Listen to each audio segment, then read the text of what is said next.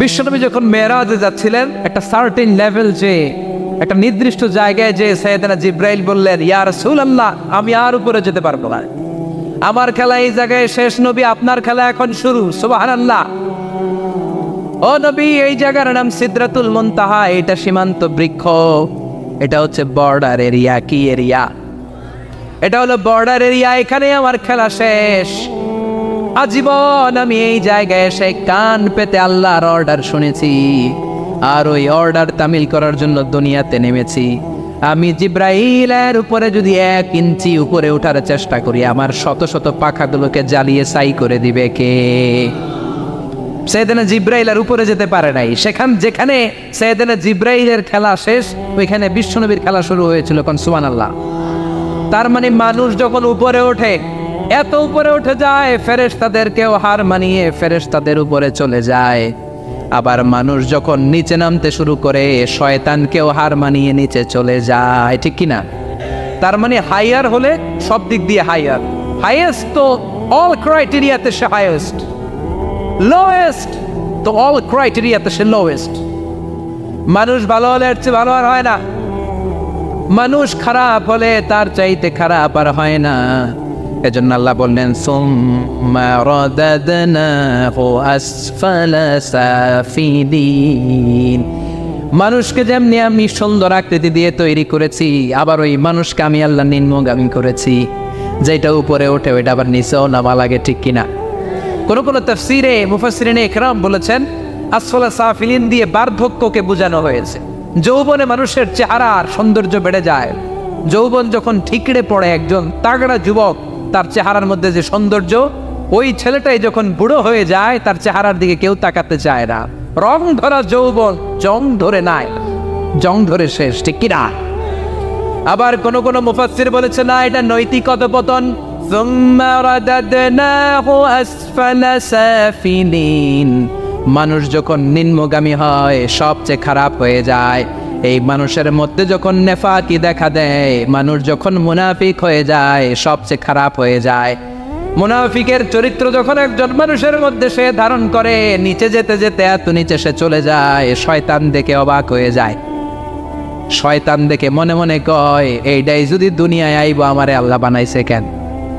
কথা বুঝতে পারছেন? মানুষ এত নিচে যায়, শয়তান অবাক হয়ে বলে, এইটাই যদি দুনিয়াতে থাকবে, তো আমি তৈরি হইলাম কেন? আমি শয়তান হইলাম কেন?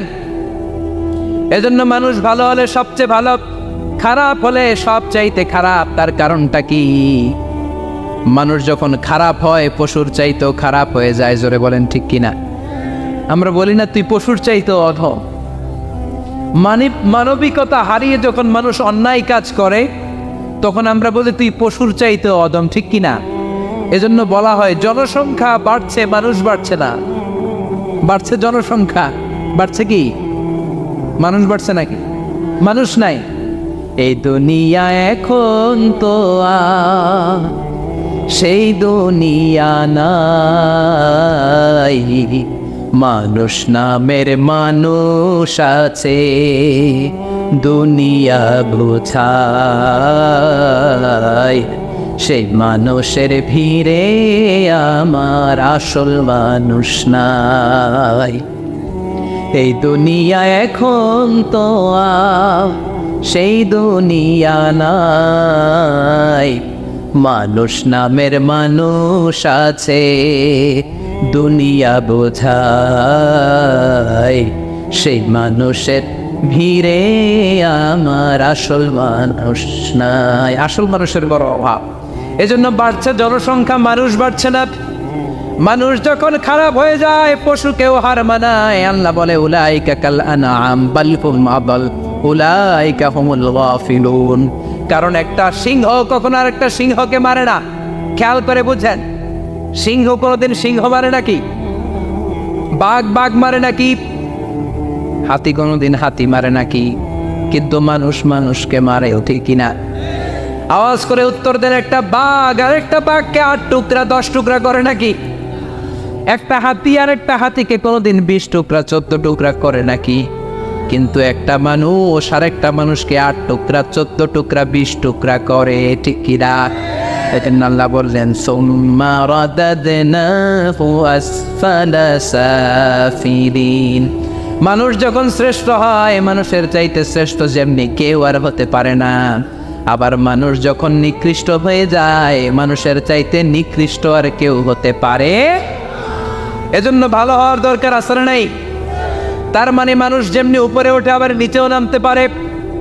মানুষের যেমনি সুযোগ আর সম্ভাবনা বেশি, মানুষের মধ্যে বিপদ খুব বেশি, কিন্তু দুই শ্রেণীর ব্যক্তিকে বিপদ স্পর্শ করে না। কয় শ্রেণী? আরো জোরে বলে।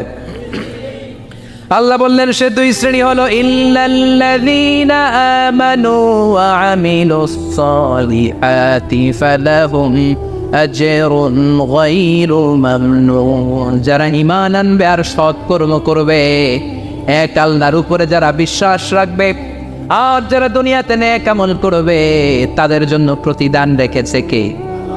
তাদেরকে জান্নাত দেওয়ার জন্য প্রস্তুত হয়ে আছে আল্লাহ। জোরে কোন ঠিক কিনা? ওই জান্নাতে ঢোকার ইচ্ছা আছে না নাই? জান্নাতে যেতে চান তো আপনারা? যেতে চান না কারা কারা? হাত তোলেন তো। জান্নাতে যেতে রাজি আছেন? রাজি আছেন সবাই? আল্লাহ এই দুনিয়াতে তুমি যেমনি আমাদেরকে একত্রিত করলা, জান্নাতের ময়দানেও তুমি আমাদেরকে একত্রিত করে দিও, পড়ে না আমিন। জান্নাতেও যেন আমরা এইভাবে বসে বসে তাফসীরুল কোরআনের ময়দানে থাকতে পারি, তুমি তৌফিক দাও, চিল্লায় পড়ে না আমিন। এজন্য আল্লাহ বললেন বিপদ মুক্ত হতে চাইলে দুইটা কাজ করতে হবে। এক হলো ইল্লাল্লাযীনা আমানু, ঈমান আনতে হবে। কার উপরে? জোরে বলেন কার উপরে? ঈমানের পথে অবিচল থেকে আমার মরণ যেন হয়, তোমারই কাছে মিনতি আমার, তোমারই কাছে মিনতি আমার। মহামহিম দয়াময়, ঈমানের পথে অবিচল থেকে আমার মরণ যেন হয়, পড়েন আমিন। আর জোরে আমিন। এজন্য আল্লাহ বললেন প্রথম শর্ত হলো ঈমান আনতে হবে। ওই ঈমানের মধ্যে শিরকের মিশ্রণ থাকতে পারবে না। শিরক ছাড়া পাক্কা মুমিন হয়ে যদি আমার দরবারে আসো, জান্নাতুল ফেরদাউসের দরজা তোমার জন্য খুলে দিবে কে? দুই নম্বরে ওয়া আমিলুস সালিহাত, নেক আমল যদি করতে পারো, ঈমান আর নেক আমল, এই দুইটার গ্যারান্টি যদি দিতে পারো, জান্নাতের গ্যারান্টি দিবে কে? এরপর আল্লাহ বললেন ফামা ইউকাযযিবুকা বা'দু বিদ্দীনি আলাইসাল্লাহু বিআহকামিল হাকিমিন। এত সুন্দর সুন্দর চারটা কসম দিয়ে ওয়াজ নসিহত করার পরে ও নবী, কারা আখিরাতকে অস্বীকার করে, কারা জান্নাত এবং জাহান্নামকে অস্বীকার করে, ও নবী আমি আল্লাহ কি শ্রেষ্ঠতম বিচারক নই? আলাইসাল্লাহু বিআহকামিল হাকিমিন। আল্লাহ এখানে আপনাদেরকে প্রশ্ন করেছে, কি করেছে? কথা বলে কি করেছে? He put a question to the audience. Allah just put a question to the listener. শ্রোতাদের কাছে আল্লাহ একটা প্রশ্ন রেখে দিয়েছে। 8টা আয়াতের সূরা তো 3, যখন আপনি পড়ে শেষ করলেন, আল্লাহ একটা প্রশ্ন দিয়ে শেষ করবেন। আল্লাহ বললেন আলাইসাল্লাহু বিআহকামিল হাকিমিন, আমি আল্লাহ কি শ্রেষ্ঠ বিচারক নই? আল্লাহ কি শ্রেষ্ঠ বিচারক নন? আমরা বললাম বালা, অবশ্যই আল্লাহ আপনি শ্রেষ্ঠ বিচারক। আবু দাউদের বর্ণনা, বিশ্বনবী বলেন কেউ যদি সূরা 3 পড়া শুরু করে, পড়তে পড়তে পড়তে পড়তে শেষ আয়াতে যখন চলে আসে, সে যখন পড়ে আলাইসাল্লাহু বিআহকামিল হাকিমিন, এর মানে হলো আমি আল্লাহ কি শ্রেষ্ঠ বিচারক নই? আমি আল্লাহ কি আহকামুল হাকিমিন নই? সূরা 3 শেষ আয়াতে যখন কেউ পৌঁছে যায়, সেজন্য আল্লাহর প্রশ্নের জবাব দিয়ে তারপরে সূরাটা শেষ করে। সেজন্য বলে বালা ওয়া আনা আলা যালিকা মিনাশ শাহিদিন, ও আল্লাহ আমি সাক্ষ্য দিলাম অবশ্যই আপনি আহকামুল হাকিমিন, আপনি শ্রেষ্ঠ বিচারক। কারণ আল্লাহর চাইতে শ্রেষ্ঠ বিচারক আর কেউ আছে নাকি? সব বিচারকের বড় বিচারক কে? সবচেয়ে বড় বিচারপতির নাম কি? দুনিয়ার বিচারপতিদের বিচার করবেন যেই বিচারপতি, ওই বিচারপতির নাম কি? আলাইসাল্লাহু বিআহকামিল হাকিমিন। আমি কি শ্রেষ্ঠ বিচারক নই? আল্লাহর প্রশ্ন। অফকোর্স ইউ আর দ্য জাজ অফ অল জাজেস। আল্লাহ হচ্ছে সব বিচারকের শ্রেষ্ঠ বিচারক, কারণ আল্লাহর বিচারে কোনো দুই নাম্বারই নাই, আছে নাকি? আল্লাহর বিচারে কোনো জুলুম নাই, আছে নাকি? আল্লাহর বিচারের ময়দানে ঘুষ দেওয়ার সিস্টেম নাই, আছে নাকি? আল্লাহর বিচারের দিন কোনো টেলিফোন কনে কোনো কাজ হয় না, আছে নাকি? এজন্য আল্লাহ বললেন ওয়ামা আনা বিযাল্লামিন লিল আবিদ।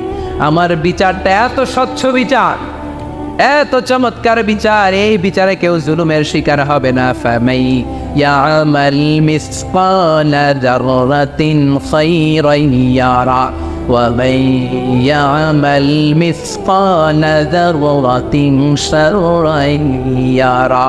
আমার বিচারটা এমন বিচার, যাররা পরিমাণ ভালো করেছো ওইটাই পাবা, যাররা পরিমাণ খারাপ করেছো সেটাও বাবা। যে যতটুকু করেছো পরিণাম তার ততটুকু, এটাই হলো আল্লাহর বিচার, ঠিক কিনা? বিশ্বনবী মক্কা থেকে মদিনাতে হিজরত করার পরে মদিনায় যে 16 মাস কিংবা 17 মাস ওই মসজিদুল আকসার দিকে হয়ে নামাজ পড়েছেন, সুবহানাল্লাহ। 17 মাস পরে আবার মসজিদুল আকসা থেকে কাবার দিকে বিশ্বনবীর কিবলা পরিবর্তন করে দিল কে? পৃথিবীতে 3টা মসজিদ সবচাইতে সেরা, মনে রাখবেন। ইসলামিক জেনারেল নলেজ, এটা ইসলামিক সাধারণ জ্ঞান। পৃথিবীতে 3টা মসজিদ সবচাইতে সেরা। কয়টা? 1 নম্বর হচ্ছে মসজিদুল আকসা। মসজিদের নাম কি? সুবহানাল্লাযী আসরা বিআবদিহি লাইলাম মিনাল মাসজিদিল হারামি ইলাল মাসজিদিল আকসা। প্রশংসা ওই আল্লাহর যিনি তার নবীকে, যিনি তার বান্দাকে মেরাজের রাতে মসজিদুল হারাম থেকে মসজিদুল আকসায় ভ্রমণ করিয়েছেন। মেরাজের রাত্রিতে বিশ্বনবী ওই মসজিদটা ভ্রমণ করেছিলেন এবং বিশ্বনবী বলেছেন, খবরদার, স্পেশাল সওয়াবের নিয়তে, বিশেষ সওয়াব পাওয়া যাবে এই নিয়তে পৃথিবীর 3টা মসজিদ ছাড়া আর কোনো মসজিদে সফর করা জায়েজ। তার প্রথম হলো মসজিদুল আকসা। এই মসজিদুল আকসার ভেতরে 1 রাকাত নামাজ পড়লে 500 রাকাতের সওয়াব দেয় কে? 2 নম্বর মসজিদে নববী, বিশ্বনবীর কবর যেই মসজিদের মধ্যে রয়েছে, ওই মসজিদে 1 রাকাত নামাজ পড়লে 1000 রাকাত নামাজের সওয়াব দেয় কে? 3 নম্বর মসজিদুল হারাম, যেই মসজিদুল হারামের মাঝখানে আল্লাহর ঘর রয়েছে, ওই ঘরে 1 রাকাত নামাজ পড়লে 1 লক্ষ রাকাতের সওয়াব আমলনামায় দিবে কে?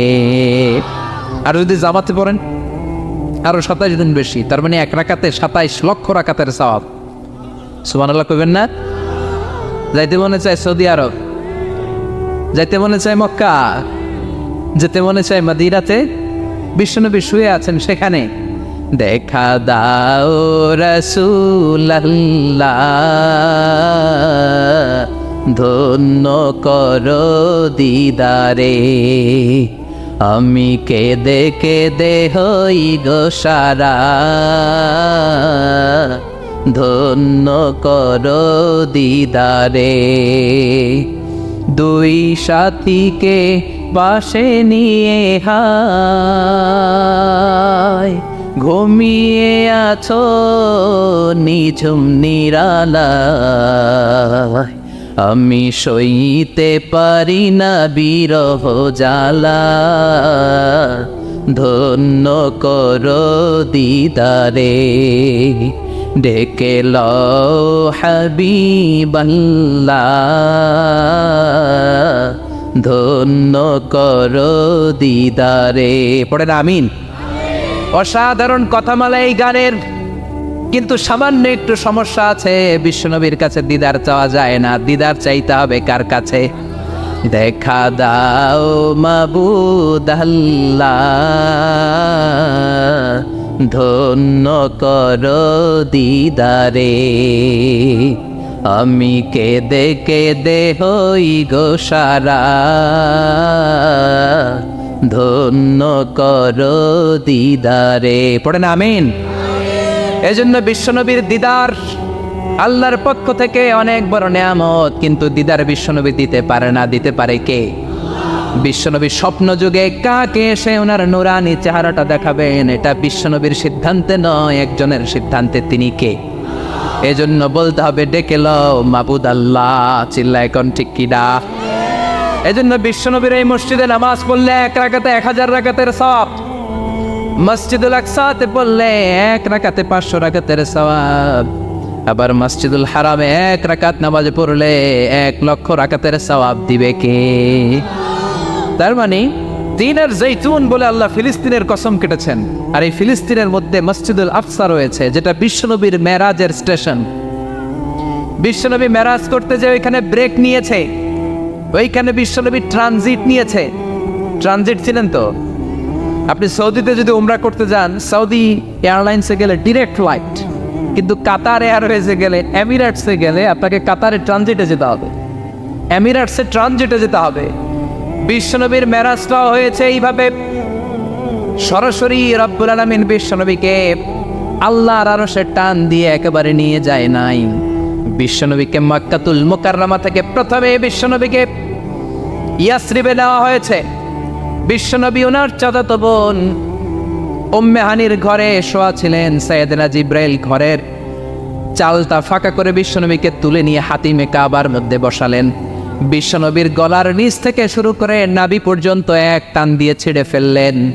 বিশ্বনবীর কলিজাটাকে বের করলেন, জামজামের পানি দিয়ে বিশ্বনবীর কলিজাটাকে ধৌত করলেন, আবার কলিজা ঢুকিয়ে দিয়ে সেলাই করে দিলেন। বিশ্বনবীর পুরো জীবনীতে শুধুমাত্র কেবলমাত্র কয়েকজন সাহাবা বিশ্বনবীকে উদম গায়ে দেখেছে, মানে খালি গায়ে দেখেছে। যে সমস্ত সাহাবারা বিশ্বনবীকে খালি গায়ে দেখার সুযোগ পেয়েছে, তারা বলেছে আমরা বিশ্বনবীর গলা থেকে নাভি পর্যন্ত এই জায়গায় সেলাইয়ের দাগ দেখতে পেয়েছি। সাইয়েদনা জিব্রাইল গলা থেকে নাভি পর্যন্ত কেটে কলবটা বের করে জামজামের পানি দিয়ে ধুয়ে আবার সেট করে দিলেন, এরপর সেলাই করে দিলেন। এটাকে বলে শাক্টে সাদার, সিনা চাক। কি বলে? ডাক্তারি ভাষায় বলে ওপেন হার্ট সার্জারি। নাম শুনেন নাই? বিশ্বনবীর পুরো জিন্দেগিতে 2 বার এরকম ওপেন হার্ট সার্জারি হয়েছে। আল্লাহু আকবার। মেরাজের রাতে হাতিমে কাবা থেকে ওপেন হার্ট সার্জারি করে বিশ্বনবীকে সাইয়েদনা জিব্রাইল উড়িয়ে নিয়ে গেলেন একটা মরুর প্রান্তরে, ঘুটঘুটে অন্ধকার। সাইয়েদনা জিব্রাইল বললেন, ও নবী এই জায়গায় দোয়া করেন। বিশ্বনবী দোয়া করলেন। দোয়ার পরে জিব্রাইলকে বললেন, ও জিব্রাইল কোন জায়গায় রেখে দোয়া করতে বললা? জায়গাটা তো চিনলাম না। সাইয়েদনা জিব্রাইল বলেন, নবী গো, কিছুদিন পরে আপনার এলাকা থেকে আপনি বিতাড়িত হবেন। আপনার এলাকা থেকে বিতাড়িত হয়ে যেই জায়গায় আপনি হিজরত করতে যাবেন, এই জায়গাটা হলো ওই জায়গা, হিজরতের জায়গা। জায়গাটার নাম হলো ইয়াসরিব। ইয়াসরিব মদিনার পূর্ব নাম হচ্ছে ইয়াসরিব। আবার সেখান থেকে বিশ্বনবীকে তুলে এক পাহাড়ের উপরে নেওয়া হলো। এগুলো মেরাজের রাতের ঘটনা। ওই পাহাড়ে নামিয়ে বলা হলো, ও নবী আপনি দোয়া করেন। তার মানে প্রথম স্টেশন মদিনা, ইয়াসরিবে। দ্বিতীয় স্টেশন পাহাড়ের উপরে। ব্রেক নিচ্ছেন। ব্রেক নিয়ে নিয়ে বড় জার্নির জন্য বিশ্বনবীকে তৈরি করছে কে? কারণ একটু পরে এমন জোরে টান দিবে, 7 আকাশ ভেদ করে আল্লাহর আরশে চলে যেতে হবে। চিল্লা এখন ঠিক কিনা? পাহাড়ের উপরে নামিয়ে বললেন, ও নবী দোয়া করেন। বিশ্বনবী পাহাড়ের উপরে দোয়া করলেন। এবার বললেন, ও জিব্রাইল আইয়ু জাবালিন হাদা, অন্ধকার, গুটগুটে অন্ধকার, কিছু দেখি না, এটা আবার কোন পাহাড়? সাইয়েদনা জিব্রাইল বললেন, ও নবী এই পাহাড়টা হলো জাবালু মুসা, আপনার ভাই মুসার পাহাড়। এটা হলো তুর পাহাড়।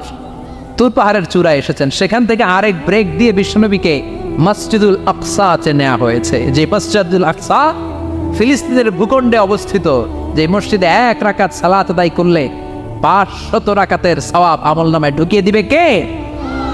আবার এই ফিলিস্তিন বিলাদুস শাম, এই শাম দেশ যেন তেন জায়গা নয়। 2টা বর্ণনায় পাওয়া যায় কিয়ামতের ময়দানটা হবে আরাফাতের ময়দানে।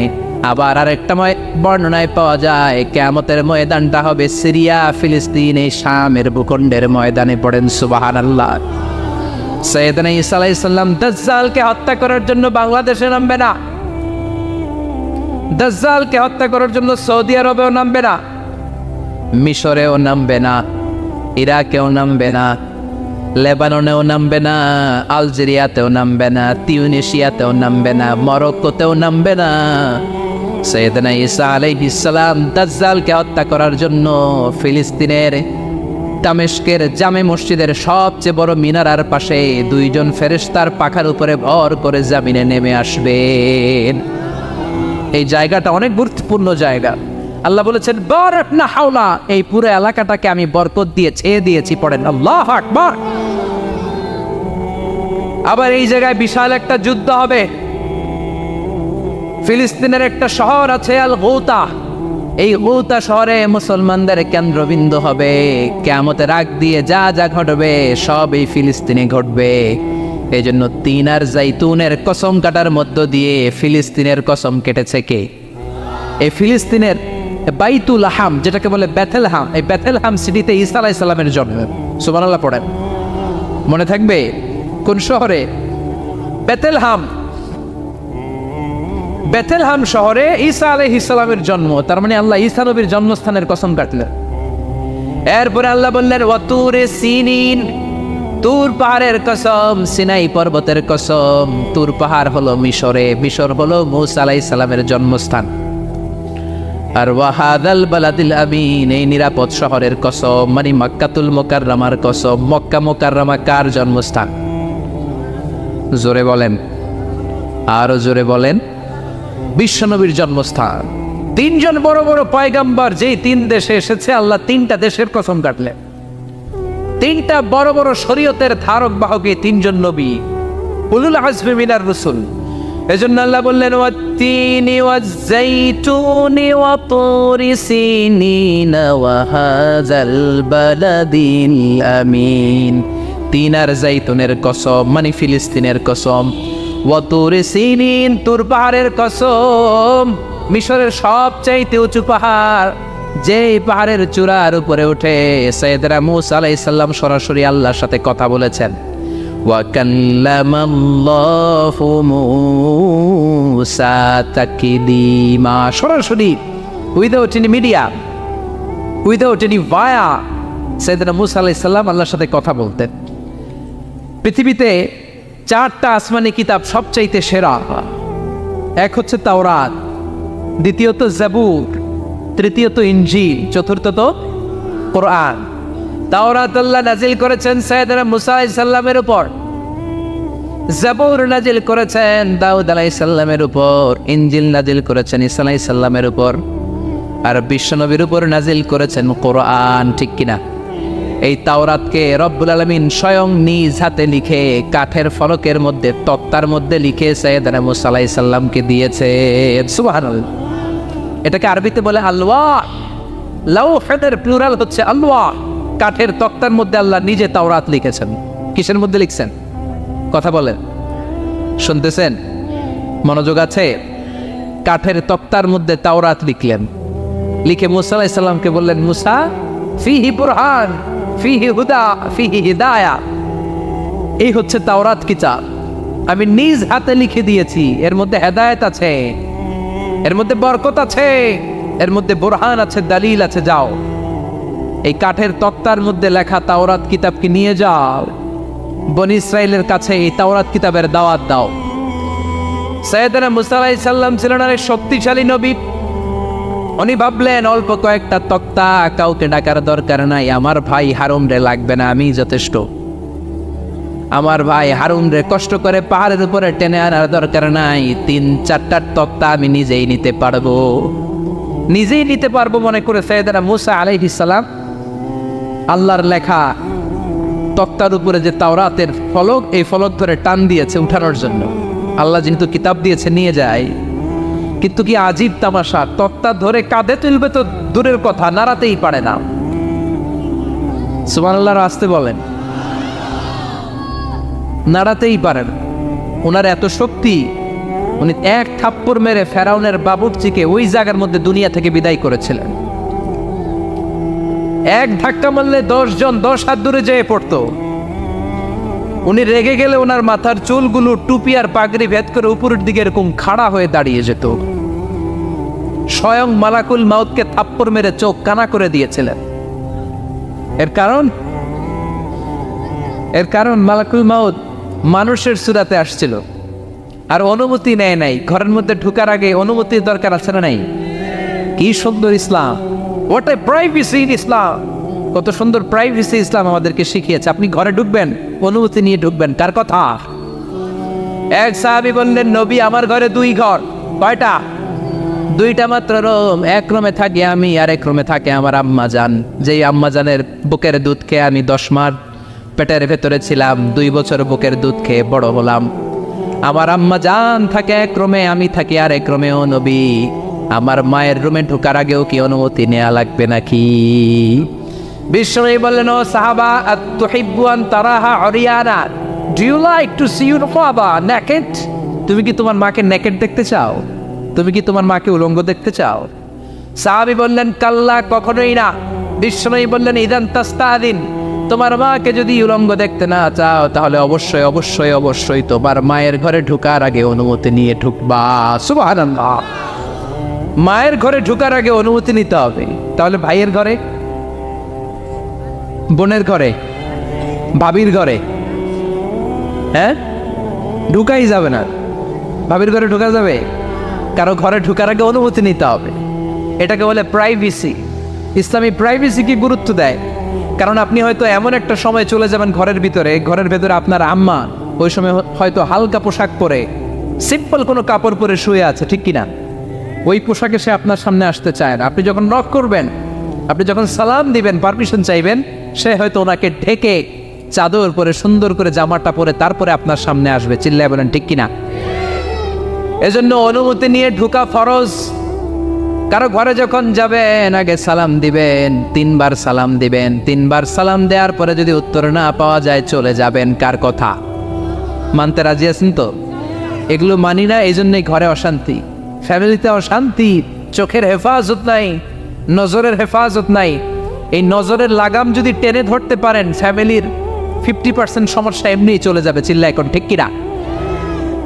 সাইয়েদনা মূসা আলাইহিস সালামের কাছে মালাকুল মাউত, মৃত্যুর ফেরেশতা, মানুষের সূরাতে এসেছিল, অনুমতি নেয় নাই, হুট করে ঘরে ঢুকছে। ঢুইকা কয়, আনা মালাকুল মাউত, আমি মৃত্যুর ফেরেশতা, জিইতু আন আকবাদা রূহাক, আপনার রূহ কবজ করতে আসছি। মূসা আলাইহিস সালাম দেখতেছে একজন সলিমুদ্দি। মূসা নবী দেখে কি, আর সলিমুদ্দি কয় কি, আমি মালাকুল মাউত। ভেজাল আছে না নাই? সাইয়েদনা মূসা আলাইহিস সালাম দেখে দিব্যি সাধারণ মানুষ, আর সে বলে আমি তোমার রূহ কবজ করতে এসেছি। মূসা আলাইহিস সালাম রেগে গেলেন।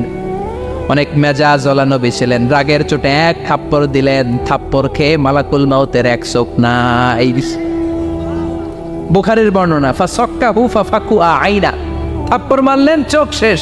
মালাকুল মাউত বাঁচার জন্য দিলেন দৌড়। এক দৌড়ে আল্লাহর আদেশে আল্লাহর আরশে চলে গেলেন।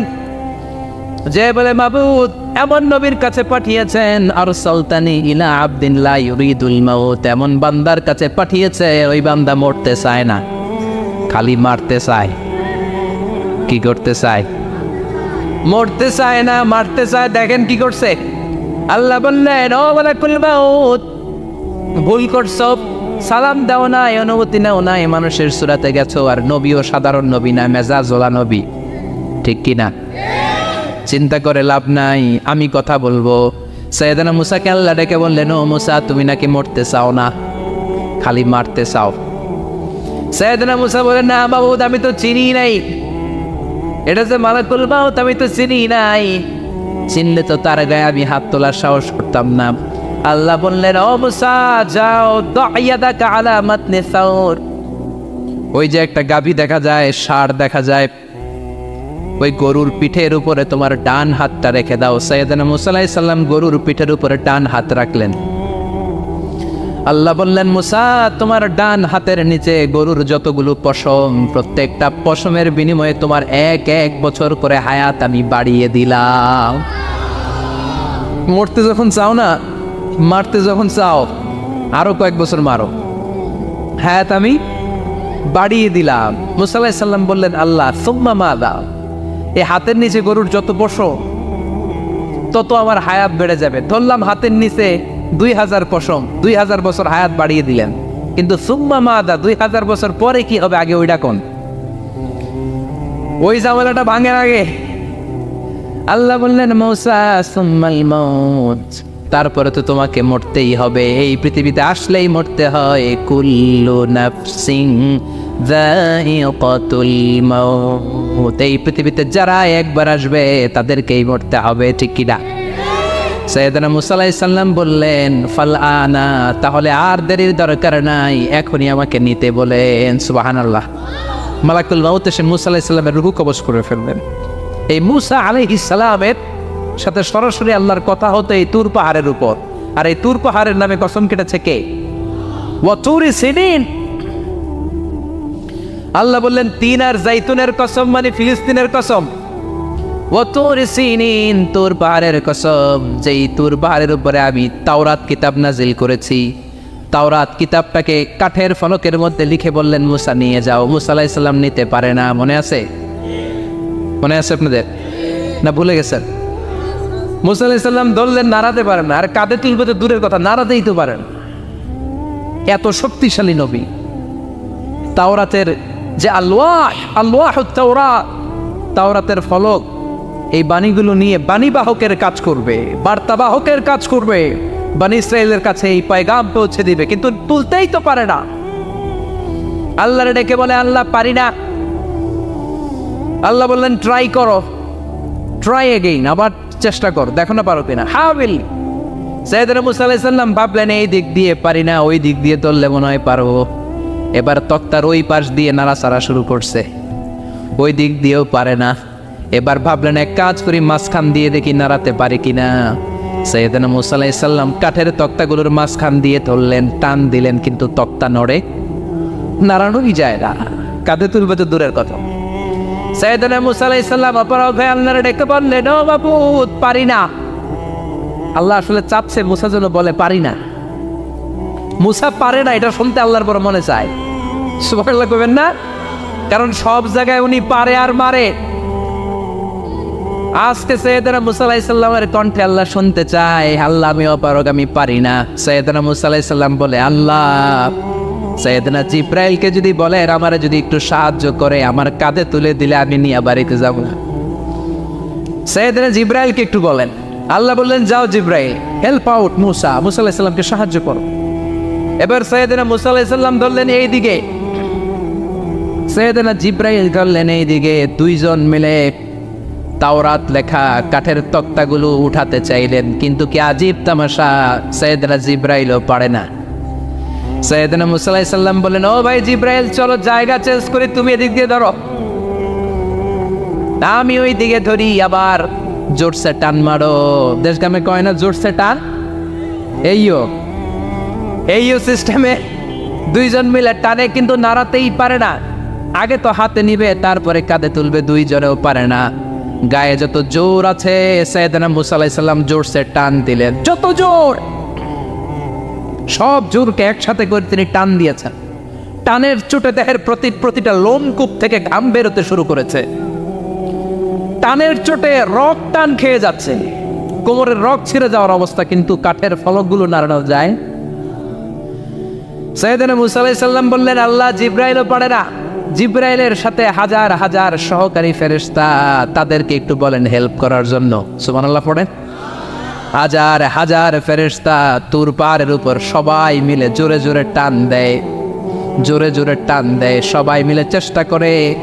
তাওরাত লেখা ফলক এক প্রান্ত থেকে আরেক প্রান্ত কোনো জায়গা দিয়ে ধরে 1 ইঞ্চি নাড়াতে পারে না। এই অবস্থা দেখে আল্লাহ বললেন ঘটনা কি? আল্লাহ পারি না। সাইয়েদনা মূসা আলাইহিস সালাম কি বলে? আল্লাহ পারি না। আল্লাহ বললেন মূসা এই ফলকগুলোর এত ওজন নয়, কাঠের এই তক্তাগুলোর এত ওজন নয়, কিন্তু এই কাঠের তক্তার মধ্যে যে বাণীগুলো লেখা হয়েছে বাণীগুলো কার? এটা আমার বাণী, আমার কথা। এই জিনিসটা বোঝানোর জন্য আমি এটার ওজনকে ভারী করে দিয়েছি। এবার জিব্রাইলের সহকারী ফেরেশতা লাগবে না, জিব্রাইলের সহযোগিতা লাগবে না, তোমার গায়ে আমি যেই জোর দিয়েছি টান দিয়ে দেখো সবগুলারে কাঁধে তুলে নিতে পারবা। সাইয়েদনা মূসা আলাইহিস সালাম এবার বিসমিল্লাহ বলে সব কিনি তাওরাত লেখা কাঠের তক্তাগুলো কাঁধে নিয়ে এক দৌড়ে বাড়ি। আল্লাহু আকবার। যেই পাহাড়ের উপর এই তক্তা টানাটানির ঘটনা ঘটেছে, পাহাড়টার নাম, এজন্য আল্লাহ বললেন والتين والزيتون وطور سينين وهذا البلد الأمين তিন আর জাইতুনের কসম, তুর পাহাড়ের কসম। আবার তুর পাহাড়ের মধ্যে নূরের তাজাল্লি দিয়েছে কে? দোয়া মানে কি? চাওয়া, মাংনা, প্রার্থনা করা। কার কাছে যাব? চাওয়ার মতো চাইলে উনি দেয়। বিশ্বাস হয়? যার বিশ্বাস হয় তারে দেয়, যার হয় না তারে দেয়। উদু আল্লাহ ওয়া আনতুম মুকিনুনা বিল ইজাবা, এমন ভাবে আল্লাহর কাছে চাও যে তুমি নিশ্চিত আল্লাহ তোমার কথা শুনছেন, তিনি তোমাকে দিবেন। ঠিক কিনা? এই দোয়া একটা আর্ট, একটা শিল্প। এটা কি? একটা শিল্প। এই শিল্পটাকে আত্মস্থ করতে হয়, জানতে হয়, চাইতে জানতে হয়। চাওয়ার মতো চাইতে জানলে, দোয়ার মতো দোয়া করতে জানলে দোয়া কবুল করে কে? আপনারা মিসাইল হামলা হয় নাম শুনেছেন না? মিসাইল যখন অ্যাটাক করা হয় তখন এটা লক্ষ্যবস্তুতে যে আঘাত হানে। দোয়ার মতো দোয়া করলেও এটা লক্ষ্যবস্তুতে যে ভেদ করে। সুবহানাল্লাহ পড়বেন না? কিন্তু চাইতে জানতে হবে। চাওয়ার মতো চাইলে আল্লাহ শোনে। এজন্য আমরা যখন ছোট একটা গান শুনতাম, মাওলা তোমায় ডাকতে জানি না, ডাকার মতো ডাকলে মাওলা কেমনে শোনে না। এজন্য ডাকার মতো ডাকতে হয়, চাওয়ার মতো চাইতে হয়। চাওয়ার মতো চাইলে তিনি শোনেন, তিনি আমাদের ফরিয়াদে সাড়া দেন, দেওয়ার জন্য তিনি প্রস্তুত 24/7, দিনের 24 ঘন্টা, সপ্তাহের 7 দিন, মাসের 30 দিন তিনি বসে আছেন। শেষ রাতে প্রথম আকাশে বিশেষভাবে মনোনিবেশ করেন আর বলেন, আলা মিন মুস্তাগফিরিন আগফির আলা, কার ক্ষমা দরকার ক্ষমা চাও, ক্ষমা করে দেব। আমাদের তো ক্ষমা টমার দরকার নাই, আমরা সবাই নিষ্পাপ। নাকি গুনাহগার? নাকি পাপী? শুধু পাপী না পাপীর ঘরের পাপী? কেউ না জানুক, আমার পাপের খবর রাখে একজন, তিনি কে? পৃথিবী জানে না, জানে কে? দরজা বন্ধ করে, লাইট অফ করে একা একা পাপ করছি। পুলিশ দেখে নাই, র্যাব দেখে নাই, বন্ধু বান্ধব দেখে নাই, পরিবারের কেউ দেখে নাই। দেখলো কে? সবার চোখ ফাঁকি দেয়া গেলেও ফাঁকি দেয়া যায় না একজনের চোখ। চোখটা কার? তার চোখকে কখনো ফাঁকি দেয়া যায় না। এজন্য আমরা সবাই পাপী। শুধু পাপী না, পাপীর ঘরের পাপী। 14 গোষ্ঠী আমাদের পাপী, তাই না? তো এই জন্য আমাদের ক্ষমা চাওয়া উচিত খুব বেশি বেশি আল্লাহ তাআলার কাছে। আমরা সবাই পাপী। শেষ রাতে আল্লাহ ডাকে, কার পাপ আছে বলো, ক্ষমা চাও, ক্ষমা করে দেব। কে অন্যায় করেছো বলো, ক্ষমা চাও, ক্ষমা করে দেব। চোখের পানি ছেড়ে যদি ক্ষমা চাই, মাফ করে দেয় কে? চোখের পানির এত মর্যাদা, আল্লাহ এটারে বড্ড পছন্দ করে। 2 ফোঁটা পানি আল্লাহর কাছে সবচেয়ে প্রিয়। কয় ফোঁটা? আজকে এই মেসেজটা নিয়ে যেতে হবে ঘরে। 2 ফোঁটা পানি রবের দরবারে খুব প্রিয়। আওয়াজ করে বলতে হবে, কয় ফোঁটা?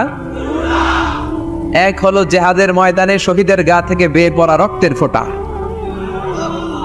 আমরা শহীদ হতে চাই কি চাই না? শাহাদাতের তামান্না যদি কারো অন্তরে না থাকে, এটা কি মুমিন না মুনাফিক? আর শাহাদাতের তামান্না নিয়ে কেউ যদি বিছানায় পড়েও মারা যায়, শহীদদের কাতারে তারে উঠায় দিবে কে? প্রথম হচ্ছে জেহাদের ময়দানে শহীদের গা থেকে দাঁড় করে ঝরে পড়া রক্তের ফোঁটা, একটা গেল। 2 নাম্বার হচ্ছে অনুতপ্ত বান্দার চোখের পানির ফোঁটা। বান্দা যখন অনুতপ্ত হয়, তার ভুল বুঝতে পারে, অন্যায়কে উপলব্ধি করতে পারে, তখন সে জানামাজ বিছিয়ে রবের দরবারে হাজিরা দেয়, সিজদায় লুটিয়ে পড়ে কান্না শুরু করে দেয়। এই চোখের পানির এত পাওয়ার। এই চোখের পানি অনুতপ্ত বান্দার চোখ বেয়ে, নাকের ডগা বেয়ে মাটিতে পড়ার আগেই আল্লাহ বান্দার জীবনের সব গুনাহ মাফ করে দেয়। এজন্য চোখের পানি বেশি বেশি ফেলার দরকার আছে না নাই? আমাদের হৃদয়টা অনেকের বড় শক্ত, চোখ দিয়ে পানি নামে না। সেই কবে যে সর্বশেষ কান্না করেছিলাম মনেই নাই, এরকম অনেকে আছে না নাই? সেই কবে যে কাঁদছিলাম মনে নাই হুজুর, কান্নাই তো আসে না। বড্ড পাষাণ হৃদয় আমাদের। এজন্য আল্লাহর কাছে চাইতে জানতে হয়। চাওয়াটা একটা শিল্প, দোয়া করাটা একটা শিল্প। এটাকে শিখতে হয়, এটাকে আয়ত্তে আনতে হয়, এটাকে বশে আনতে হয়, এটার সাথে আবেগ, ভালোবাসার উচ্ছ্বাস যুক্ত করতে হয়, চোখের পানির ছোঁয়া লাগাতে হয়, তাহলে এটা আরশের মধ্যে যে নক করে। আর হুজুর দোয়া করতেছে অন্যদিকে তাকায় আছে, এরকম আছে না নাই? তো এই দোয়ায় কোনো লাভ হবে না। সিনসিয়ারিটি, সিনসিয়ার দোয়া ইজ লাইক এ মিসাইল, আর দোয়া ও সিলাহুল মুমিন। দোয়া হচ্ছে মুমিনের অস্ত্র, ট্যাঙ্ক, মিসাইল। এগুলো আমাদের অস্ত্র না, আমাদের আসল অস্ত্র আমাদের দোয়া। বোঝে নাই বোধহয়? আসল অস্ত্র কি? এজন্য we have to always keep in touch with our Lord. সব সময় আল্লাহর সাথে কিপ ইন টাচ, আল্লাহর সাথে টাচে থাকতে হবে, ঠিক কি না? লুজ টাচ হইলেও হবে না, কিপ ইন টাচ অলওয়েজ। বিপদে পড়লেই একজনের কাছে ফরিয়াদ করব, তিনি কে? তিনি দেওয়ার জন্য বসে আছেন, চাইলেই তিনি দেন। এটা আমাদের অস্ত্র। যেখানে সবকিছুর কারিশমা শেষ, সেখানে দোয়ার কারিশমা শুরু। আমরা অনেক সময় শুনি ক্যান্সারে আক্রান্ত, ক্যান্সার নামে একটা রোগ আছে না? ডাক্তাররা বলে ক্যান্সার যার নাই অ্যান্সার। ডাক্তার ঘোষণা দিছে এই রোগী তো বাঁচবে না, সর্বোচ্চ বাঁচলে 6 মাস। কয় মাস? এরপরেও দেখা গেল লোকটা 10 বছর বেঁচে ছিল। এরকম আছে না নাই?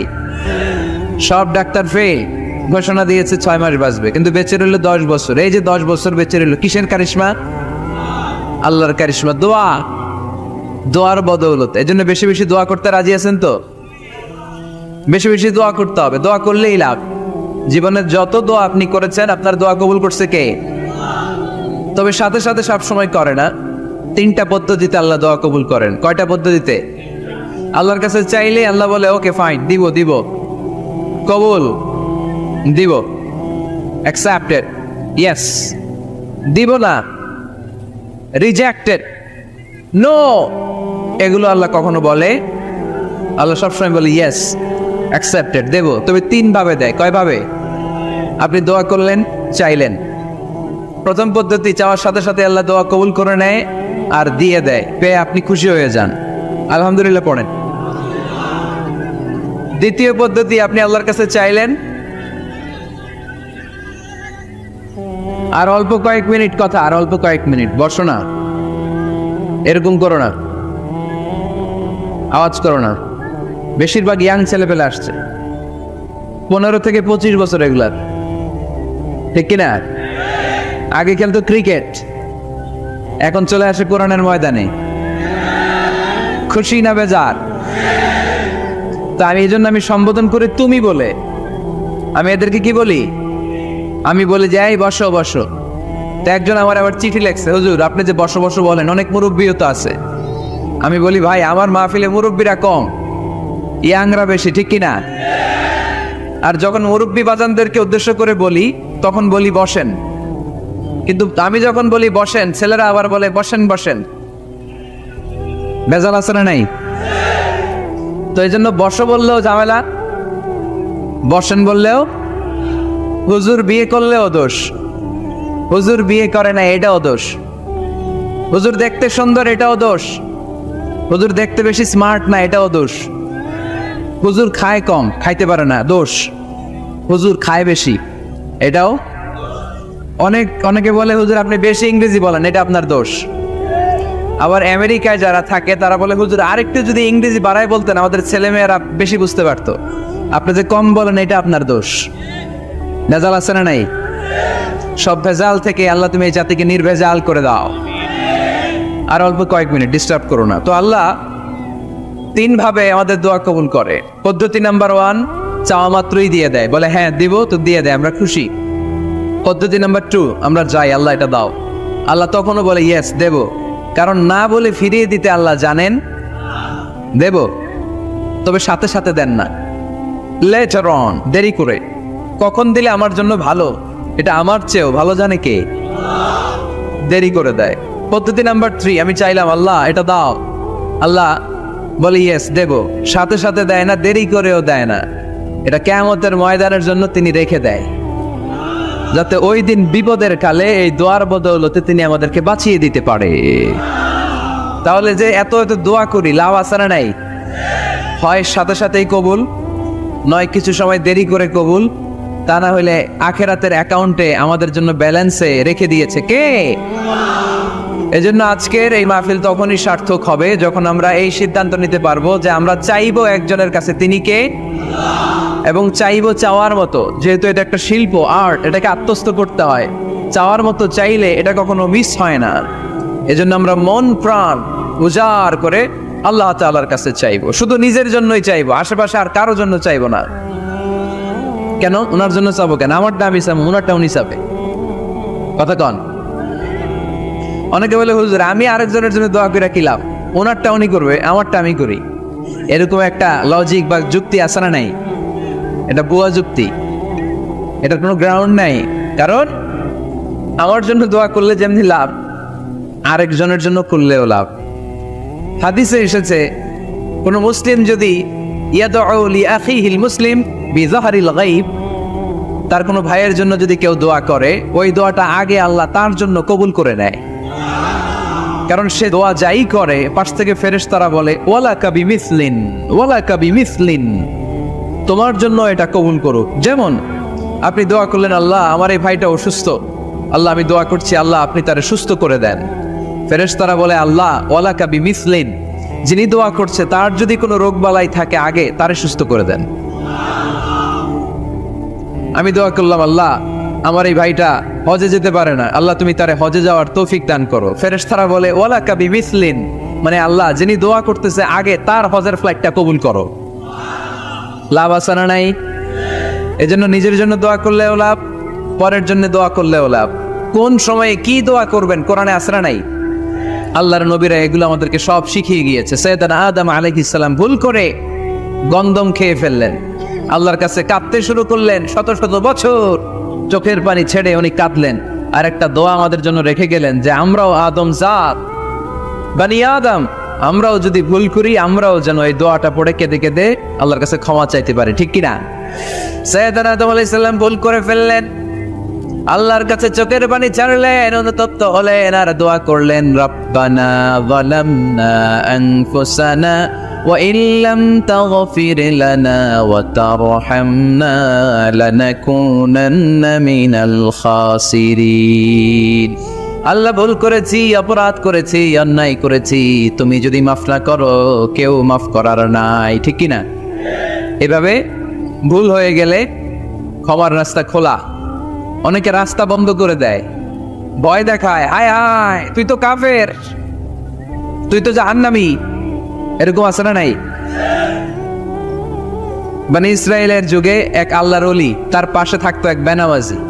ঘর থেকে বেরোইলেই বেনামাজিরে দেখলে বলতো এই জাহান্নামী। বিকেল বেলায় ঘরে আসার সময় কিরে জাহান্নামী, আবার দেখা হইলে এই তুই তো জাহান্নামী, খালি ডাক দিত জাহান্নামী বলে।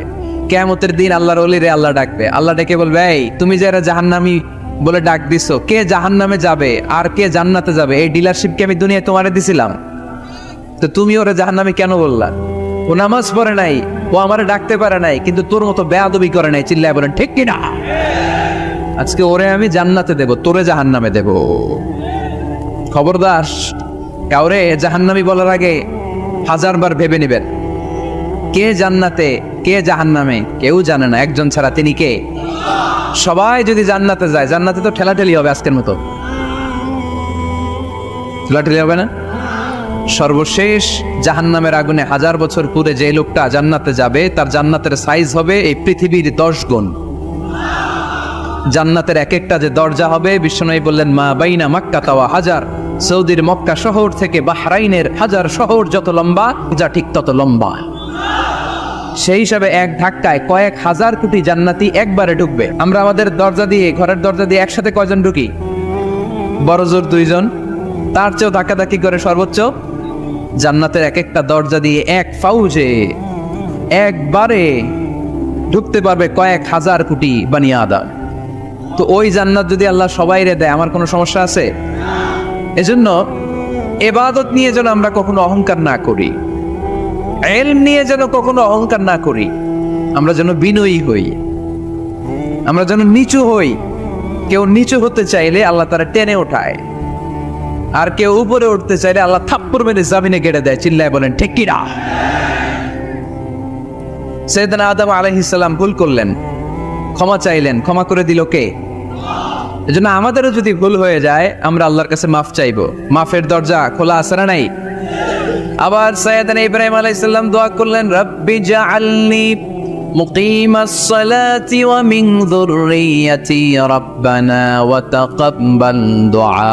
আল্লাহ আপনি আমার নামাজ কায়েমকারী বানান, আমার কলিজার টুকরা ইসমাইলকেও আমার সাথে নামাজ কায়েমকারী বানান, আমার দোয়াটা আপনি কবুল করে নেন। এরপরে কোনো বিপদে যদি পড়ে যাই, কোনো আপদ মুসিবতে যদি পড়ে যাই, কি দোয়া করতে হবে? সাইয়েদনা ইউনূস আলাইহিস সালামের ওই দোয়াটাও আল্লাহর কোরআনে আছে না নাই? লা ইলাহা ইল্লা আনতা সুবহানাকা ইন্নী কুনতু মিনাজ জালিমিন। সবাই পড়েন লা ইলাহা ইল্লা আনতা সুবহানাকা ইন্নী কুনতু মিনাল জালিমিন। লা ইলাহা ইল্লা আন্ত, আপনি ছাড়া কোনো ইলাহ নাই, সুবহানাক, আপনি পবিত্র, ইন্নী কুনতু মিনাজ জালিমিন, আল্লাহ আমি জুলুম করেছি, ভুল করেছি, অন্যায় করেছি, আপনি ছাড়া বাঁচানোর কেউ নাই। ঠিক কি না? আল্লাহ ছাড়া বাঁচানোর কেউ আছে? তরানোর কেউ আছে? আমি ছাড়া আল্লাহর আরো গোলাম আছে না নাই? আমি ছাড়া, আমি তো আল্লাহর বান্দা, আমি ছাড়া আল্লাহর আরো বান্দা আছে না নাই? তো আল্লাহ ছাড়া আমার দ্বিতীয় কোনো রব আছে? দোয়া এটা বলবেন, আল্লাহ আমি ছাড়া তোমার গোলামের অভাব নাই, আমি ছাড়া তোমার বান্দা বান্দির অভাব নাই, কিন্তু তুমি ছাড়া আমার কেউ না, তুমি ছাড়া আমারে ক্ষমা করার বাঁচানোর কেউ নাই। এজন্য বিপদে পড়লেই একটা নাম নিতে হয়, তিনি কে? লা ইলাহা ইল্লা আনতা সুবহানাকা ইন্নী কুনতু মিনাজ জালিমিন। এটা বিপদে পড়ার দোয়া, বিপদে পড়লে এই দোয়া পড়বেন। মুক্ত করবে কে? মাছের পেট থেকে সাইয়েদনা ইউনূস আলাইহিস সালামকে বাঁচালেন কে? আমাদের দেশে এটা শুধু ওই যে বজ্রপাত করলে পড়ে, তাই না? কি কয়? ঠেড়া, ঠাড়া, ঠাটা, বজ্রপাত শুদ্ধ বাংলায়। যে বজ্রপাত করলে পড়ে, আসলে শুধু বজ্রপাতের সময়ই না, যে কোনো বিপদ দেখলেই কি পড়বেন? লা ইলাহা ইল্লা আনতা সুবহানাকা ইন্নী কুনতু মিনাজ জালিমিন। ৭১ সালে পাক হানাদার বাহিনী এদেশের মানুষদের উপর অনেক অত্যাচার করেছিল, বেশি করেছিল আমাদের হিন্দু ভাইদের উপর। মুসলমান হলে ছেড়ে দিত, হিন্দু হইলে গুলি মারত। দেখ মুসলমানদের রাস্তায় থামাইছে পাক হানাদার বাহিনী, আর জিজ্ঞেস করতো কালেমা বল, কালেমা বলতে পারলে ছেড়ে দিত। মাথার মধ্যে বন্দুক ঠেকায় একজনের বলে সালে কালেমা বাতা, মুসলিম আর হিন্দু, আমি মুসলমান, সালে কালেমা বাতা, তাহলে কালেমা বল। তো এই বেটায় ভয়ে পড়া আরম্ভ করছে, লা ইলাহা ইল্লা আনতা সুবহানাকা ইন্নী কুনতু মিনাজ জালিমিন। পাকিস্তানি রেগে গিয়ে বলে, সালে ইয়ে তো মুসিবত কা কালেমা হ্যায়, এটা তো মুসিবতে বললে পড়ে। বাঙালি কয়, হাম তো ভি মুসিবত মে হ্যাঁ, আমিও তো মুসিবতেই আছি, তুমি বন্দুক ধরে কালেমা জিজ্ঞেস করো, আমার হুশ আছে? আমি বেহুশ, আমি ডরে কি পড়তেছি আমি নিজেও জানি না। তো এটা হচ্ছে মুসিবত কা কালেমা। বিপদে পড়লে যদি পড়েন, বিপদ থেকে উদ্ধার করবে কে? অনেকের মুখে কথা আটকে যায়, তোতলামি হয়, মামলিং হয়, হৃদয়ে ভয় হয়, দোয়া আছে না নাই? সাইয়েদনা মুসা আলাইহিস সালাম বললেন, রব্বি শরহ লি সাদরি ওয়া ইয়াসসির লি আমরি ওয়াহলুল উকদাতাম মিন লিসানি ইয়াফকাহু কওলি। সুবহানাল্লাহ পড়েন।